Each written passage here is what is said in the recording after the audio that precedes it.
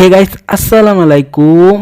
Myself Mr. Golden and welcome to yet another video. Guys, recently কিন্তু একটা কথা খুবই হাইপে রয়েছে, সেটা ফ্রি ফায়ার নিয়ে। সেটা হলো ফ্রি ফায়ার স্পোর্টস, प्यारी समझ गई।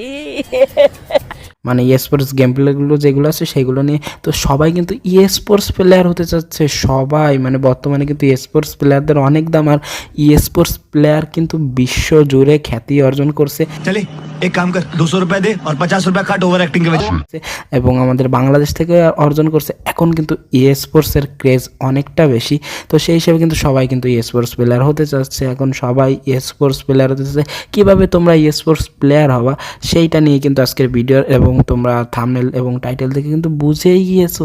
তাহলে তো দেরি কিসের, ভিডিওটা তো শুরু করবো। তার আগে কিছু কথা আছে, তোমরা কিন্তু ভিডিওটা পুরোপুরি সিরিয়াসলি দেখবা। এবং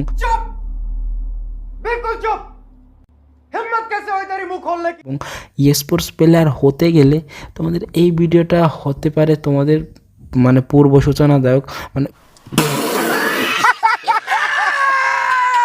খুবই গুরুত্বপূর্ণ একটা ভিডিও হবে তোমাদের জন্য। তো ভিডিওটা লাস্ট পর্যন্ত দেখবা, অনুরোধ করতেছি, নাহলে কিন্তু কিছুই বুঝতে পারবে না। আর ভিডিওটা কিন্তু আবার বলতেছে, ভিডিওটা কিন্তু মাস্ট বি তোমাদের জন্য জরুরি।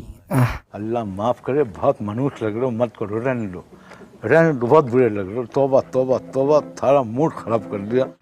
কেউ আবার চরমর মাইরে বসে না। चलो भाई देखो अब मैं क्या करता हूँ। না দেখো, স্পোর্টস এখন বর্তমান সময় এমন একটা বস্তু হয়ে দাঁড়াইছে যেটা দিয়ে এখন মানুষ তার কেরিয়ার গড়ে তুলতেছে। তো সেক্ষেত্রে কিন্তু একটা মানুষের কেরিয়ার গড়ে তুলতেছে, সেক্ষেত্রে কিন্তু বুঝতে হবে যে স্পোর্টস কোনো মানে হাতের সুতো না, যে তোমরা বললে আর হয়ে গেলে তোমরা স্পোর্টস প্লেয়ার হয়ে গেলে। এর জন্য তোমাদের অনেক স্ট্রাগল, অনেক কিছু করা লাগবে। আর আজ পর্যন্ত যেসব স্পোর্টস প্লেয়াররা এই যে এত কিছু করতে পারছে, যত সব অ্যাচিভমেন্ট আছে, সব কিন্তুই তোমাদের বলতে হবে যে তাদের পরিশ্রমের ফল। তো তোমাদের কিন্তু পরিশ্রম করতে হবে। পরিশ্রম ছাড়া কিন্তু শুধু তোমরা ভিডিওটা দেখলে এবং সেই অনুযায়ী কাজ করলে যে হয়ে গেল তা না। তোমাদের এর মাধ্যমে অনেক প্র্যাকটিস, অনেক স্ট্রাগল, অনেক টিপস অ্যান্ড ট্রিকের মাধ্যমে কিন্তু গেম প্লেগুলো করতে হবে। তো বেশি কথা না বাড়িয়ে চলো আমাদের লিস্টে থাকা প্রথমে কি আছে।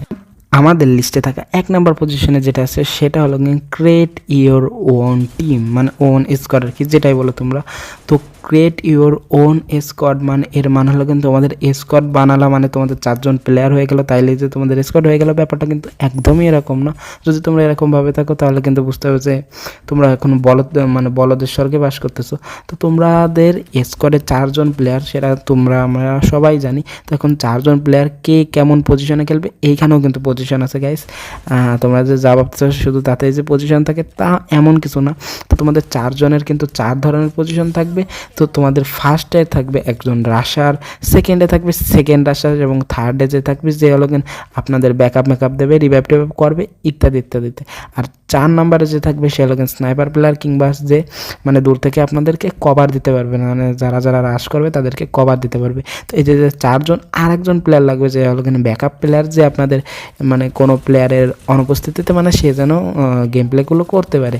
তো এরকম কিন্তু কি জানি বলে ব্যাকআপ প্লেয়ার লাগবে। আর আপনাদের মূল একটা কথা, মানে এটা বোনাসের ভিতর পড়ে। তো এটা হলো কিন্তু তোমাদের অবশ্যই সবার নাম কিন্তু একরকম রাখতে হবে। 4 জন টিমের প্লেয়ার যেন 4 জনের নামই একরকম রাখতে হবে। এখন কথা হলো কিন্তু একরকম, সেটা কেমন কথা, একরকম বলতে গেলে যে তোমার নাম ফাহিম, সেহেতু তার মানে তোমার অপোজিট প্লেয়ার, মানে অপোজিট বলতেছে মানে তোমাদের টিমের প্লেয়ারের নাম যদি ফাহিম রাখো তাহলে কিন্তু অবশ্যই সেটা হবে না। মানে হবে না বলতেছে তা না, কিন্তু তোমাদের এরকমও রাখা লাগবে না। যেরকম ধরো একটা গিল্ডের রুলস অনুযায়ী কিন্তু তাদের গিল্ডের নামের সাথে কিন্তু তোমাদের মানে সবার নামের মিল থাকে, মানে একটা যেরকম বংশের সাথে বংশের একটা মানে বংশের নামের পদবি থাকে না, ওই রকম কোয়ালিটির আর কি।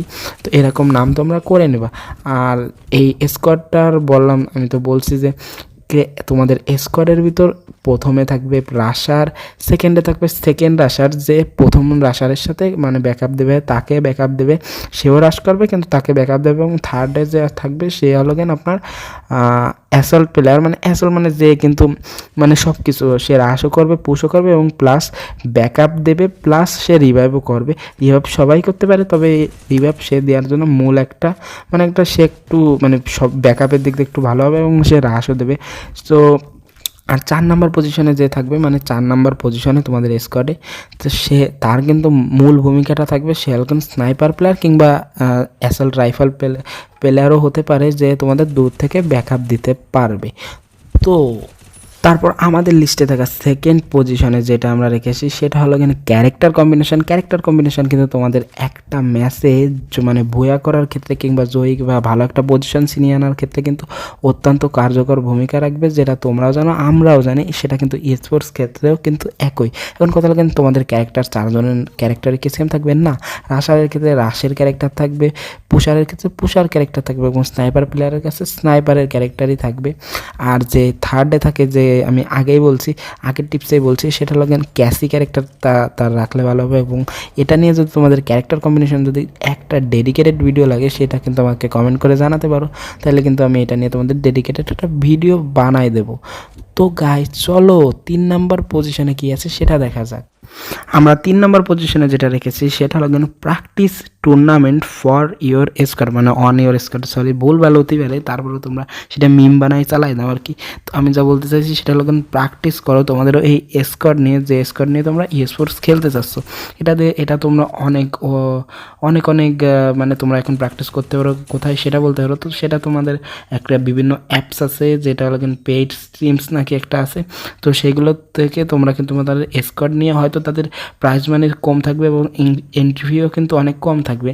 তো কিন্তু তারপরে তোমাদের হবে কি প্র্যাকটিস হয়ে যাবে এবং কিছু তো টাকা আসবে যদি জেতা, এবং টাকা যেতেও পারে, সেটা তোমাদের টুর্নামেন্ট হিসেবেই বিবেচনা করা হবে। তো আমাদের লিস্টে থাকা 4 নাম্বার পজিশনে যেটা আছে সেটা কিন্তু বর্তমানে টুর্নামেন্টে একটা হাইপ ক্রিয়েট করা একটা গান, সেটা হলো M590। তো বেশি কিছু না, তো তোমাদের স্কোয়াডে যারা রাশ করে গেম প্লে করবে তাদের ক্ষেত্রে কিন্তু M590 কিন্তু হতে পারে বেস্ট অপিনিয়ন, মানে গান চুজ করার ক্ষেত্রে। তো তাদেরকে কিন্তু এই গানটা চালানো শিখে ফেলতে বলতে হবে। তো এই ছিল আজকের ভিডিও। আল্লাহ হাফেজ গাইজ। আর হ্যাঁ, আল্লাহ হাফেজ দেওয়ার আগে আর একটা কথা বলে রাখি, যে তোমাদের যারা এরকম স্পোর্টস প্লেয়ার বিভিন্ন কিছু হতে যাচ্ছ, তো তোমাদের যে কোনো বিষয়ে আমাকে কমেন্ট করে জানাতে পারো, তো তোমাদের কিন্তু আমি সাথে সাথে রিপ্লাই দিয়ে দেবো। আর তোমরা অবশ্যই লাইক সাবস্ক্রাইব করে দিবা, মাস্ট বি। তো